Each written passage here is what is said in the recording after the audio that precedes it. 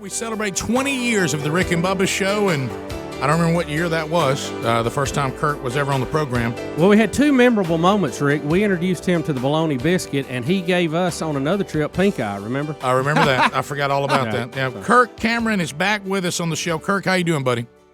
Oh, man, this is great. This bologna biscuit is never tasted better. Once you go bologna, you never go back. That's right. That's right. You know, the trick to making a good bologna sandwich biscuit is you got to slice it when it's cooking so it lays down. He remembers it. Gosh, I'm so proud of you. You know, sometimes you try to teach people. Because it rolls up. And they're not teachable. You are coachable, my friend. Hey, man, I appreciate you guys. And, you know, I got to pass this knowledge, these treasures down to my own kids. Yeah, see, this is wonderful. Now, how is the family, by the way, Kirk, before we get into talking about the DVD release? Oh, they're doing great. Thank you for asking. They're all asleep right now at 6 a.m., 6:30 out here on the West Coast. Oh, yeah. And they're doing great. They're just getting big, and I can't believe it. I have a 17, 16, 15, 14, 13, and 12-year-old. Wow. We were worried about you working too much. Yeah. Well, it's, you know, you got to make your time together count, and you have, my friend. And now, how about this? You're almost to the point that all of them are teenagers. I mean, you're one. Think how many cars you're gonna have to buy. I mean, I know. Can you imagine? I'm going to have like 4 drivers education classes, and then I'm going to have like 2 or 3 at college, while 2 or 3 are getting married. I mean, I'm going to go broke if I don't start making more movies. Yeah, well, let's. We've seen a few get back out on the movie trail lately, and when they have about 3 movies out at one time, we always kind of joke, "Hey, they must owe some money." Somewhere. Yeah. Well, you know, this Unstoppable, of course, obviously. You describe it, as I said going to the break, as your most personal project yet. Why would you say that? Explain that a little bit for those, because there's some people may be introduced to the project for the first time today. Yeah, thank you. Well, Unstoppable came out in September, and this is by far my most personal project because it's based on the true story of a friend of mine who was 15 years old. He was a boy who came to Camp Firefly, a camp for terminally sick children. We hold it in the summer. Anyway, Matthew had cancer, and Matthew went to be with the Lord. He died this last year, and I got to tell you, it hit me like a kick in the gut. It just sucked all the wind out of my lungs because this was a good boy, a Christian young man from a Christian family, and I just found myself asking the question, God, why do you let bad things like this happen to such good people? I mean, why couldn't this have happened to a horrible kid or a horrible family? Not that I'd even wish that on them. Understood. But where are you when we need you the most? And that's why I made this movie. And it is the question, if people were honest, and we've talked about it, and had a platform to talk about it a good bit on our program, because, when you do what we do for a living, this is a show that is very personal because, I mean, it's not like what you've kind of done for a living and others where you put a project out there and people look at it, but you're kind of away from it. I mean, our lives and our children and our wives and the good, the bad, the ugly live out on this show on a daily basis because it's a 4-hour show that's always been a show, that we're just who we are, warts and all. And so we've been through a lot of that openly here on the program in our own families, and including 6 years ago this past Sunday when my 2.5-year-old, died when I was speaking at a Christian conference, and so those same questions were like, well, now what in the world? And I'm just like you. I can vividly remember getting on an airplane to go to my family where I knew my wife was waiting, my children, and saying to God, what are you doing? I mean, it's not like I was out at some bachelor party or, not there's anything wrong with hunting and fishing or on the golf course. I mean, I was doing what I thought you wanted me to do. And I prayed over my family as I always do. And since I know who you are, you let this happen. Because if I don't believe you let this happen, then I have to believe you couldn't stop it. And that's not the God we serve. So, this is a very important project. I totally agree with that. Wow. Well, man, God bless you for being the man that you need to be for your wife and your kids, and for your strong faith in God. Because I'll tell you, I mean, I don't need to tell you, but yeah. The truth is, this is the faith-wrecking question of the universe. If God is good and all-powerful, what is he doing when tragedy hits your family? And that's the question that has baffled people for thousands and thousands of years, and I'm doing my best to wrestle with it in the movie Unstoppable because I've got to deal with it in my family. Yeah. And this hit home so hard. And I want to tell you what I learned is there is an answer to this question, and it all lies in what you said. It's knowing who God is. It's understanding that He's not asleep at the wheel. He's never taken His hands off the wheel. He's up to something. He's doing something. And the key is not to look at this question as a math problem. And I think that's where we go wrong. If we say, wait a minute, this does not add up. You can't have a God who's powerful and loving and still have my 2-year-old or my 15-year-old friend die of cancer. Right. What we need to do is understand that God is writing a story. That's what history is, His story. And in chapter 3, a snake shows up in the garden, and you don't understand why God lets that in. But by the time we get to Revelation, by the time the head crusher, the last Adam, shows up, we begin to see that God is up to something, and He's a master author writing a story that ends in glory, triumph, and victory for all those who are in Christ. And if you take the bad guy out of the story, it doesn't make it a better story. It kills it. Yeah. But if you trust the author and he's up to something amazing, you can get through it by faith, understanding that you are going to be one of the heroes who ends up being a faithful character by the time we close the book. And Kirk, I think it's just so difficult because as humans we look at it as you would from your own eyes, and it's just so hard to back up, get out of your earth suit, if you would, and look at it on a bigger picture from a higher place. And it's just very, very difficult to do. But in the end, if you ever can do that, you see where a lot of this has reason and meaning, even though we don't like it, that it ultimately is to glorify God. That's it. I mean, First Peter chapter 1, verse 6 and 7, Peter's trying to tell you, look, you're going to be asked to go through grief and trials and tribulation, but understand what it's about. That's what I've often said too. I'm glad you're doing this because I think sometimes we say, why, or we don't know why, when that's really not true. Well, God has told us why, and most people haven't taken now we don't know every intricate detail. I'm not talking about that, but we do know why we suffer. We do know why God allows bad things to happen. That is not a question that some people just write off, well, you can't answer it. How about this? You really can answer it. Yes, you can. Jesus Himself in the flesh dealt with that in the garden. Yeah. Can we do this any other way? Right. Even to that point, knowing the reason He had been born, the reason He was there was for that sacrificial death, but He's still asking, can we do it another way? Because none of us want to suffer. Right. Well, it's just the way our flesh is built. And that's when, let me ask you this, Kirk, because I think you could answer this considering your testimony and your life. And I can speak to it, Bubba can speak to it, and I've said this before since this happened 6 years ago. And it's not the only bad things ever happen. I mean, that's the sad part. There can be several bad things that have happened. It's the most tragic, but it's not the only thing that our family's ever been through or will go through. And God doesn't quantify pain. We all are going to experience it. We don't get through this unscathed, which is why Jesus said in John 16:33, in this world you will have tribulation, but take heart because I've overcome the world. But He wouldn't say that this is coming if it wasn't coming. But I bet I'd be interested to hear you say this. I've said it before. God has allowed this show and for me to do for a living what I've always wanted to do. And I know you had great success in your line of work as an actor and an entertainer, as have we, to different degrees. But I will tell you, and there's been some great things with that. But at the end of it all, the last 6 years of my life, I have known more about Christ, and He has been stronger and more powerful and more real than all the years of affluence. I believe it. My affluence that God allowed me to have usually was a problem between me and Him. It really has never been and when I learned what to do with it, and I still struggle with that, I see blessing. But my pain and suffering has taught me much more than the affluence ever has. Yeah, I believe it.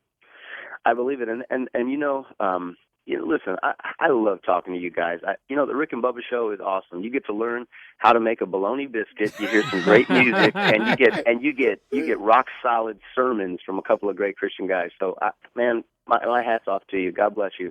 Well, and as you know, it's all about God. I mean, God can use anybody. If we're not an example of that, I don't know what is. Well, and the reason I made Unstoppable again is because we can tell people the answer to the big question of pain and suffering, but that still does not heal the ache in a mother or father's heart who's holding a child who is dying. And so I tried to approach this not just from an apologetic standpoint, but from the perspective of climbing up to heaven's balcony and looking at the big story all the way from the Garden of Eden through to the great wedding feast of Christ and his bride, saying there is pain and suffering throughout the whole story, from Cain and Abel and Noah and Abraham and David and Christ and the destruction of the temple in AD 70. If we can get a big picture perspective, maybe then we could understand how our pain and suffering fits into the story, and get a better handle on what this whole thing God is doing is about. All right, we're going to come back and talk with Kirk, because this project, there's some things that have gone on, and I want him to clarify what was correct, what wasn't correct about some of the attempts to kind of put some stumbling blocks in front of this project, what's true, what's not true, and some other bigger picture things we'll take on as well. It comes to DVD as of the 28th of this month. It's one of those things we all need to put in our arsenal. We'll be right back. More with Kirk Cameron next. Rick and Bubba. Kirk Cameron, Unstoppable. Where is God in the midst of tragedy and suffering? It did quite well at the movie theater, and now it's going to be released on DVD for everyone to have a copy January the 28th. So be looking for that. Every member of the Rick and Bubba studio audience today will receive a copy of Unstoppable, and Kirk Cameron is with us. Kirk, I wonder, when the movie came out back in September, it looked like there was an attempt to keep your movie trailer off of, Facebook and off of YouTube. And, of course, these two organizations quickly came out and said, oh, no. We weren't trying to keep that. It was a spam problem. What's the truth? Yeah, what was the real story behind What was all the that? truth on this? Well, it's a little hard to get to the bottom of, but what we think happened is there's a group of people out there who really either don't like me, and we know that's true. I got in trouble, for for my views on marriage. When a talk show host asked me what I thought. Yeah, I remember that. And, if only Phil Robertson could have been with you. Yeah. Oh man. Yeah. Don't even get me started. We won't go there today. Yeah. Either that, or there's a group of people who don't like the kind of movies that I make. But, you can go onto Facebook and push that little button on any video to report it as inappropriate or unsafe or abusive. Oh, yeah. Well, I think a bunch of people got together, organized, and said, hey, let's do that to Kirk's movie and shut it down. Well, somebody did that either internally or out there, in cyberspace, and shut it down. And all I did was said, hey, everybody, I got a brand new movie. I want you to see the trailer, but you need to call Facebook and tell them to put it back up because they won't listen to me right now. And within a couple days, that post reached about 20 million people, and Christians just, flocked together with one big voice. We got it up and running, and it turned out that 270,000 people went to the movie theaters when it's finally released because they want to see a movie about faith, hope, and love, and make sense of why God allows suffering when he could stop it. It's very similar to what Duck Dynasty and Chick-fil-A just went through. Bubba and I are talking about this. I'm glad that Christians are realizing the very tools that the adversary uses against us can be used to protect us as well and get our message out. Like you said, I mean, if you were not able to let everyone know, look, we can do the same thing the opposite way, who knows what would have happened. And we saw the same thing in these last two stories that we just mentioned, that, we can't sit idly by and just allow these kinds of maneuvers to take place without response. And response gets people's attention, which kind of takes us to the next part. You see Hollywood now realizing that there is an audience for these movies. And as we've said on the program, it is interesting how they go out of their way to protect people from Christ, but when it comes to protecting our families from the filth that's out there, they say, well, that's your job as a parent. But it's no one. We need to let it out there, but you got to be the gatekeeper. We won't protect you from all the filth that's coming in. That's your job. Now, protecting you from Christ-centered movies, we'll protect you from that. But so we see Hollywood though trying to find this way that they can cash in, but when you look and you see Russell Crowe is going to be Noah, when see Greg Kinnear is going to play the dad from Heaven Is for Real. I will say this, and because I want to be fair, when Hollywood did their version of the Christmas Story. The Nativity, I was very concerned, but I have to be fair about it. I thought their presentation of that was actually pretty well done. I didn't see anything with it that bothered me. Now, some of the people who did the project, had some issues in their own lives. But what is this something, Kirk, we should be happy about, or should we kind of be concerned? Well, it's an interesting observation that you're making, and it's true. You got the Noah movie coming out. You had the Bible miniseries that came out on the History Channel, which very is popular. Amazing. Yeah. That's right. You got a Cain and Abel story coming out. You've got the Son of God coming out. You had the Passion of the Christ. You've got Courageous. I've got a couple new movies coming out. So people are understanding that these kinds of stories are the best stories ever told. I mean, the bottom line is Chronicles of Narnia, Lord of the Rings, Star Wars, whatever. All these things are ultimately borrowing from the great biblical stories that were written by the greatest author ever. So we're going to see more of them. And my thought is, look, I don't think it's as important whether or not unbelievers make a story that's either close or not close to the Scriptures. What I want to see is for us to get in the game and start making the kinds of projects and training our own children, not hoping that Steven Spielberg trains our kids well with his next Bible movie. Right. I say, moms and dads, let us be the ones who are the head, not the tail. Let us be the primary teachers for our kids, whether we're making movies or radio shows, or whether we're just loving our wives, leading our kids, being faithful at our jobs, faithful in our church. Let's be the ones out there who are creating the things that shape our culture, not hoping and praying that those on the other side, keep it down to a PG rating. Yeah, I see what you're saying, because let's face it, when to parent is not an easy job. It requires a lot of effort to try to do it correctly, and I admit that. So you start realizing, wait a minute, Hollywood is teaching my children the culture. I need to get involved, and I let me see if I'm interpreting what you're saying right. Be careful that when you see that there's been kind of a switch, that Hollywood sees an audience here. Don't push back and think, okay, good, they've got that covered. I can send them to that. Yeah. You need to realize, because, I mean, even in Noah, there's things in there in the script that are biblically incorrect. We need to kind. I'm not saying it's a bad movie and that I'm not going to go see it. I'm just saying, even with the Passion of the Christ, as each of my kids got old enough, I thought to see that, I was able to go, now this right here is Mel Gibson. His lead way, creative lead. This is not biblical right here. He's trying to make a point, but that is not biblically accurate. And so what you're saying is don't go to sleep at the wheel thinking that maybe they'll put out movies that'll be biblically sound. We still got to do our job to be the spiritual leaders of our homes. Hey, right on. It was so well said. That's what I was trying to say, and that's why I'm trying to make movies like Unstoppable, and my wife Chelsea and I just have another movie coming out right on the heels of Unstoppable, which is all about faith, family, and baseball. Right. And so we're trying to make the very things that we want our kids to watch. We want to build their worldview, not have it built by Glee or Facebook or the current administration. Right. We want to get involved, and that's why I appreciate what you guys do. Well, thank you, Kirk. So many other Christians out there. And you too. And keep up the good work, because, again, these things also need to be well done. That we need to be able to support them on their merit as well, not just guilt.